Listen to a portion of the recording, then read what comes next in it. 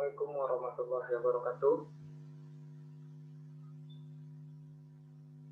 Kepada semua praktikan, selamat datang pada praktikum perkembangan hewan.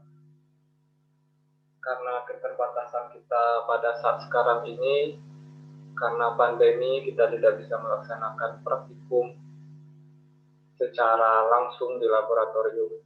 Maka kita coba paparkan praktikum kali ini secara daring untuk memberikan konsep dan teori dari masing-masing topik praktikum kita pada mata kuliah struktur hewan. Untuk pada topik kali ini, topik kita yang pertama itu adalah siklus estrus. Mungkin sudah juga pernah dijelaskan pada saat kuliah apa itu siklus estrus. Maka pada praktikum kali ini kita mencoba menjelaskan siklus estrus itu secara aplikatifnya, bagaimana pemahaman atau teori dan konsep siklus estrus itu kita terapkan di bagian aplikatif.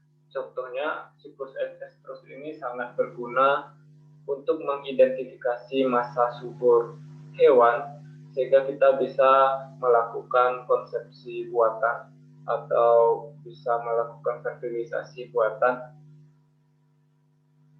Contohnya pada mencit, jika kita melakukan penelitian, jika kita mengetahui siklus estrus mencit tersebut, kita bisa mengawinkan mencit betina dan mencit jantan pada suatu waktu tertentu untuk keperluan penelitian. Misalnya kita melakukan penelitian tentang efek-efek zat tertentu pada janin mencit atau pengaruh suatu zat tertentu pada janin mencit, maka kita perlu mengetahui kapan mencit itu layak untuk dikawinkan sehingga kita bisa membuat mencit tersebut hamil dan memberikan perlakuan zat-zat tertentu kepada mencit. Dan juga fertilisasi buatan itu juga bisa dilakukan pada contohnya pada hewan sapi untuk konsumsi buatan menggunakan untuk melakukan fertilisasi buatan agar sapinya hamil dan beranak. Siklus estrus perlu kita ketahui. Siklus estrus itu merupakan siklus seksual yang terjadi pada mamalia non-primata. Jadi kalau pada mamalia yang bukan masuk kepada taksa primata, itu dinamakan dengan siklus estrus, berupa siklus seksual yang terjadi pada hewan, dan itu terjadi secara berkala dipengaruhi oleh metabolisme tubuh dan proses hormon, proses fisiologis hormon di dalam tubuh. Ya, atau pada mamalia primata itu disebut dengan siklus menstruasi. Juga pada manusia itu disebut dengan siklus menstruasi. Sedangkan pada hewan yang non-primata, mamalia non-primata itu disebut dengan siklus estrus. Jadi masing-masing siklus menstruasi dan siklus estrus itu mempunyai tahapan-tahapan yang berbeda. Bisa kita lihat di slide. Siklus estrus itu punya 4 tahapan, yaitu ada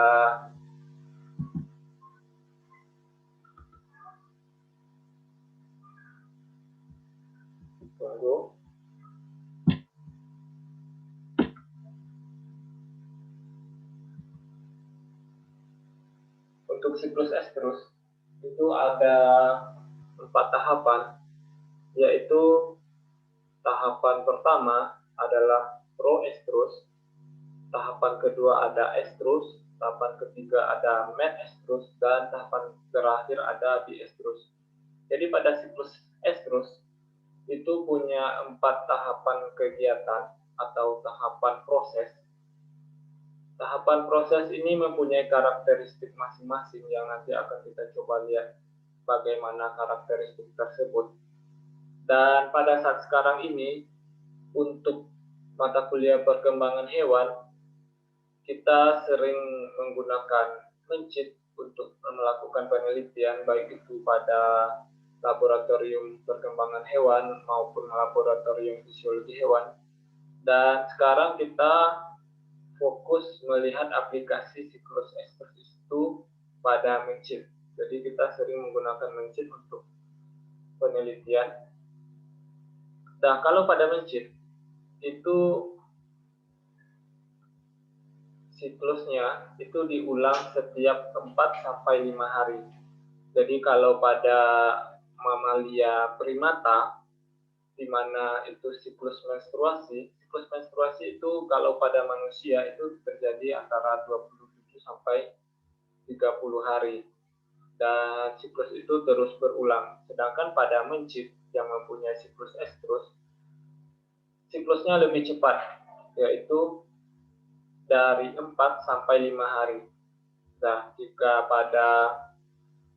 sudah sampai pada hari kelima, maka siklus diulang lagi di awal. Jadi hari pertama ada proestrus, estrus, preestrus, dan diestrus, dan diulang lagi ke proestrus. Jadi siklusnya lebih cepat. Siklus yang terjadi lebih cepat. Dan siklus ini bisa terhenti atau tidak berjalan secara normal apabila terjadi kehamilan.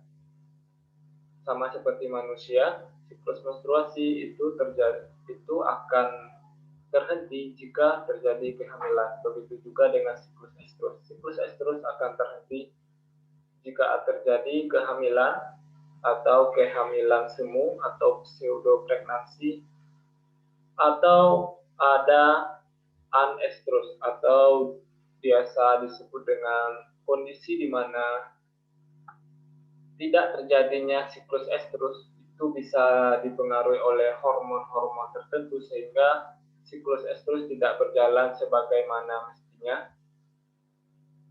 dan itu disebut dengan anestrus.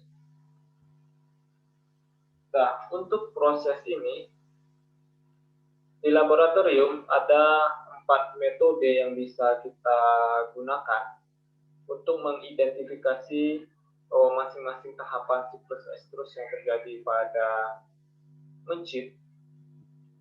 Metode pertama yaitu adalah dengan cara melihat sel-sel vagina atau dengan mengevaluasi sitologi dari lapisan dalam vaginanya dengan cara melakukan tes usap atau metode usap. Lalu metode kedua yang biasa digunakan adalah dengan cara mengukur impedansi elektris dari sel-sel epitel pada dinding vagina. Jika kita menggunakan metode impedansi elektris ini, kekurangannya kita tidak bisa melihat tahapan masing-masing dari siklus estrus, sehingga kita tidak bisa mengidentifikasi dengan detail atau spesifik pada siklus apa yang terjadi di mencit pada waktu tersebut. Yang ketiga, yaitu dengan cara mengukur atau menganalisis biokimia dari urin si mencit. Dan yang keempat, yang paling mudah itu adalah dengan observasi secara visual menggunakan mata telanjang kondisi genitalia eksternal dari mencit tersebut. Ada 2 metode yang sangat umum digunakan dan itu sangat mudah dan juga efektif yang dilakukan di laboratorium, itu dengan cara melihat sitologi dari vaginanya, dan yang kedua adalah dengan mengobservasi genitalia eksternalnya.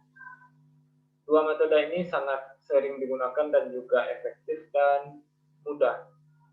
Jika seseorang sudah terlatih melihat mengobservasi secara visual eksternal genitalia mencit, itu sangat mudah membedakan mencit itu pada tahapan siklus yang mana.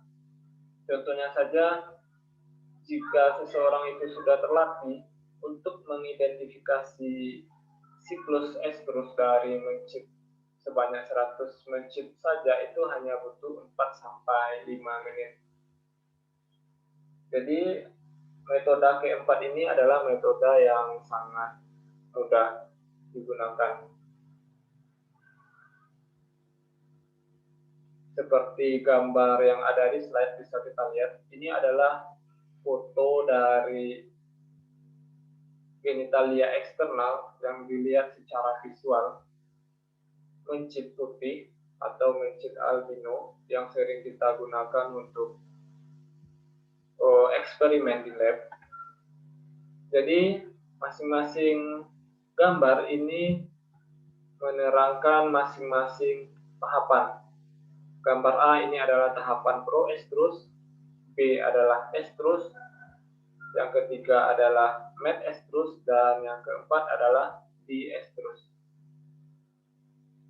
Secara kasat mata atau secara sekilas, ini hampir sama saja karakteristik atau tampakan visual dari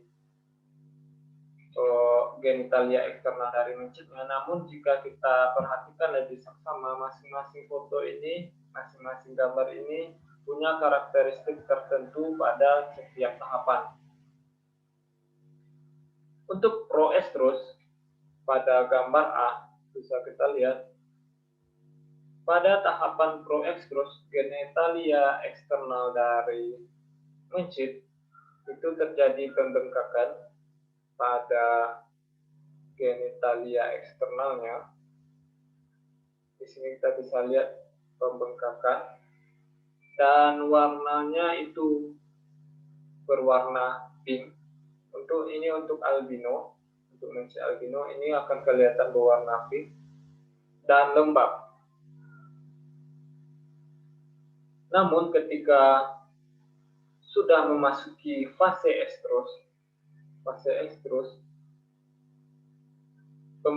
pembengkakannya akan berkurang dan warna pinknya juga akan berkurang, dan pembukaan ini juga akan sedikit melebar dibandingkan pada fase proestrus. Jadi fase estrus ini adalah fase terbaik untuk terjadinya kehamilan, atau disebut dengan fase suburnya hewan mamalia non primata. Jadi jika kita ingin mengawinkan mencit untuk mendapatkan mencit untuk melakukan eksperimen dan mengawinkan mencit betina dan jantan, itu fase terbaik yang bisa kita lakukan adalah pada fase estrus. Jika kita kawinkan pada mencit betina dengan mencit jantan pada fase estrus ini, dan jika terjadi kehamilan, maka siklus akan terhenti sampai di sini saja.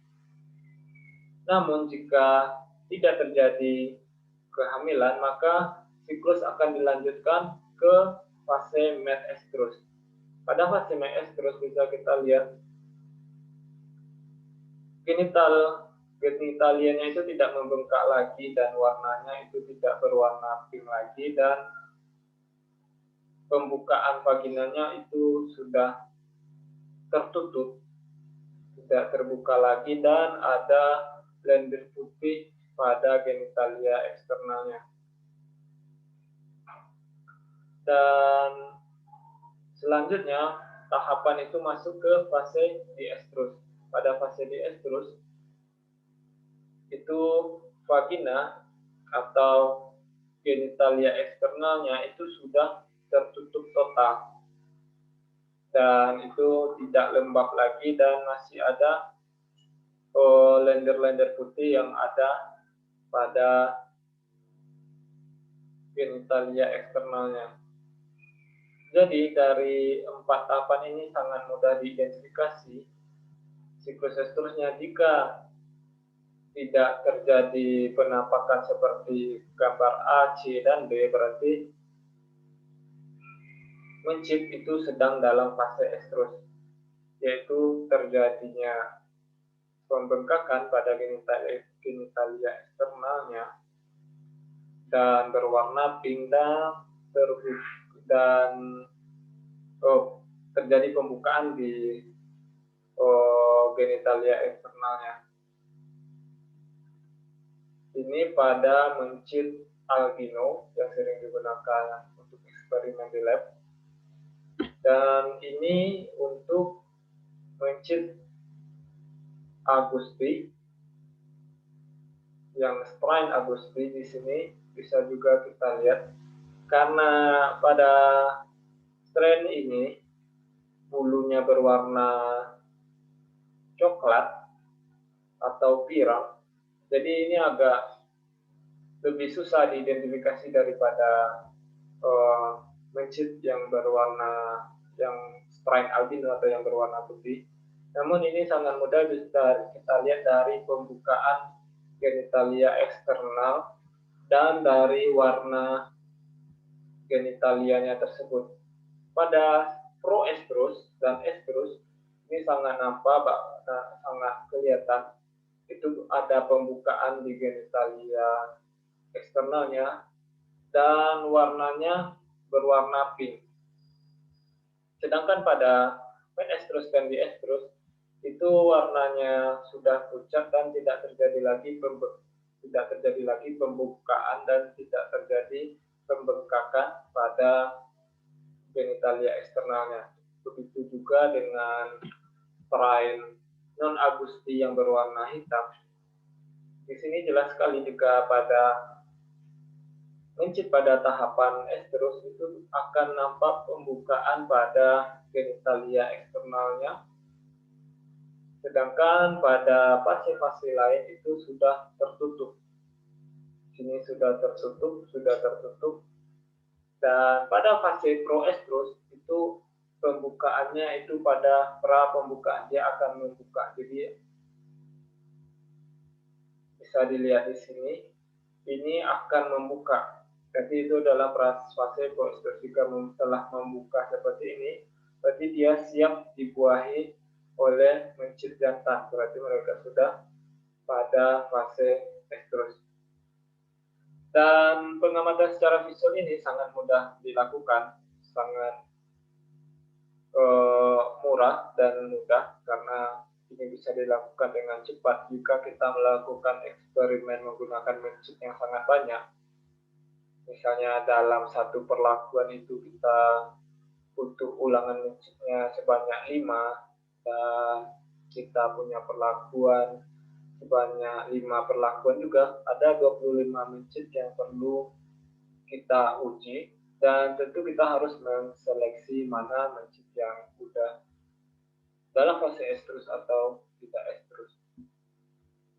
Dan untuk memperkuat diagnosis kita, apakah mencit ini sudah estrus atau belum, maka itu dilakukan uji selanjutnya yang juga mudah dilakukan, yaitu dengan mengevaluasi sitologi dari vaginanya dengan cara melakukan metode usap pada bagian eksternal genitalianya ini. Ini adalah rangkuman dari tiga strain mencit tadi. Jadi pada fase proestrus dan fase estrus itu mencit ada pada tahapan siap untuk kawin atau siap untuk dibuahi. Jadi jika mencit sudah berada pada fase proestrus dan estrus, maka itu sudah bisa disatukan dengan mencit pejantan agar terjadi perkawinan dan terjadi pembuahan. Dan ini adalah karakteristik dari masing-masing yang telah kita jelaskan tadi untuk proestrus, estrus, menestrus, dan diestrus. Dan ini adalah contoh metode usap untuk menguatkan diagnosis kita dalam mengidentifikasi siklus estrus pada mencit, di mana kita bisa mengusap genitalia eksternal dari mencit tersebut menggunakan cotton bud dengan cara mengangkat ekornya ke atas, dan cotton bud itu sebelumnya telah dibasahi dengan air atau dengan cairan fisiologis, dan nanti kita usap ke bagian genitalia eksternalnya. Nah, hasil usapan ini nanti langsung kita usap lagi ke kaca objek dan diberi larutan fisiologis, dan kita lihat di bawah mikroskop untuk mengidentifikasi karakteristik yang ada pada usapan tersebut agar kita dapat memperkuat argumen kita bahwa mencit itu sudah pada tahapan apa. Metode ini juga tergolong mudah untuk dilakukan, dan berdasarkan dari hasil usapnya bisa kita lihat pada masing-masing tahapan karakteristiknya. Jadi di analisis histologi dari vagina itu ada 3 macam sel yang nanti akan bisa kita temukan. Yang pertama ada sel leukosit, yang kedua ada sel epitel berinti, dan ada sel epitel tak berinti atau sel epitel yang telah terkornifikasi. Bisa kita lihat pada gambar sediana histologi pada gambar A, bisa kita lihat ini adalah fase tahapan proestrus. Pada tahapan proestrus kita akan melihat terdapat ada 3 jenis sel di sini. Ada sel epitel berinti, sel epitel tidak berinti atau sel epitel yang sudah terkornifikasi, atau sel-sel epitel yang telah mati, dan juga ada leukosit. Namun leukosit tidak dominan di sini. Pada siklus proestrus itu hanya akan ditemukan dominasi sel epitel berinti dan sel epitel tidak berinti. Lalu pada mencit setelah masuk pada tahapan estrus, kita akan melihat hanya ada sel epitel yang sudah terkornifikasi, atau sel-sel epitel. Tahapan ini didominasi oleh sel-sel epitel yang sudah terkornifikasi atau sel-sel epitel yang telah mati. Dan jika tidak terjadi kehamilan dan fase masuk ke fase menestrus, di fase menestrus kita juga bisa temukan 3 karakteristik, yaitu ada sel epitel, sel epitel berinti, sel epitel tidak berinti, dan leukosit. Pada tahapan proestrus ini, jika ditemukan leukosit, maka itu adalah peralihan antara diestrus dengan proestrus. Dan pada diestrus itu didominasi oleh leukosit. Bisa kita lihat pada yang diberi lingkaran, ini adalah sel-sel leukosit dan tidak ditemukan sel-sel yang terkornifikasi di sini. Ini karakteristik masing-masingnya. Jadi jika mencit atau pada analisis histologi kita hanya menemukan sel-sel yang terkornifikasi saja, berarti mencitnya memang sedang dalam tahap estrus. Dan mencit sudah siap untuk dibuahi. Berikut adalah contoh bagan. Ini adalah bagan ini merupakan bagan siklus lengkap dari siklus estrus, yang mana itu diulang secara teratur selama 4-5 hari. Dan bagaimana cara menggunakan bagan ini?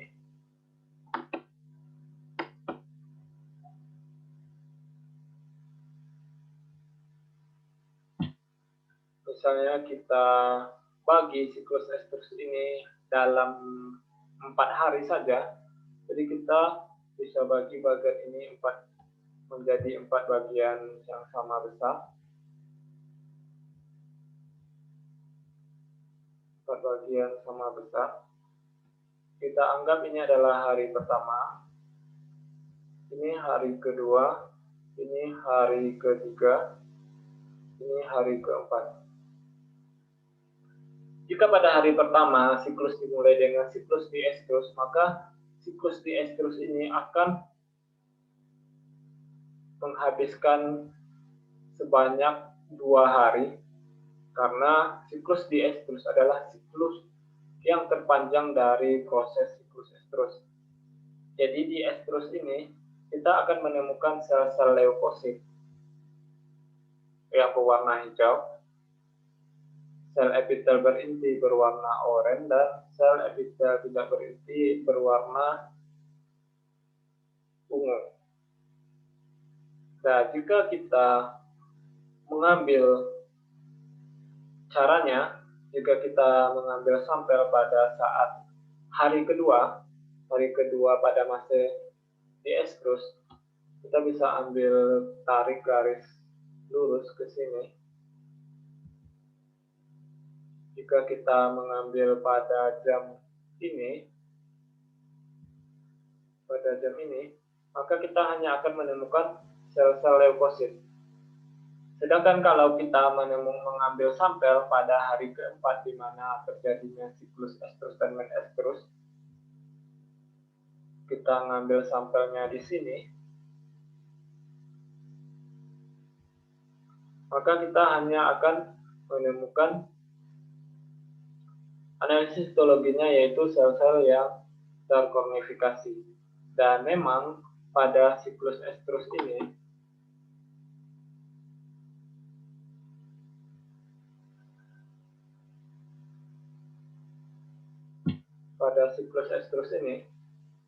memang didominasi oleh sel-sel yang terkornifikasi yang berwarna ungu. Sedangkan di estrus itu didominasi oleh leukosit. Dan proestrus itu didominasi oleh sel epitel berinti. Dan jika kita menemukan leukosit di dalam proestrus, berarti dia sedang dalam masa peralihan antara fase diestrus ke fase proestrus, karena ada leukosit yang bisa kita temukan di sini. Jadi kalau kita menemukan adanya sel leukosit, berarti dia bisa jadi pada tahap ini, pada hari ketiga. Jadi siklus ini nanti akan terus diulang sampai antara 4-5 hari.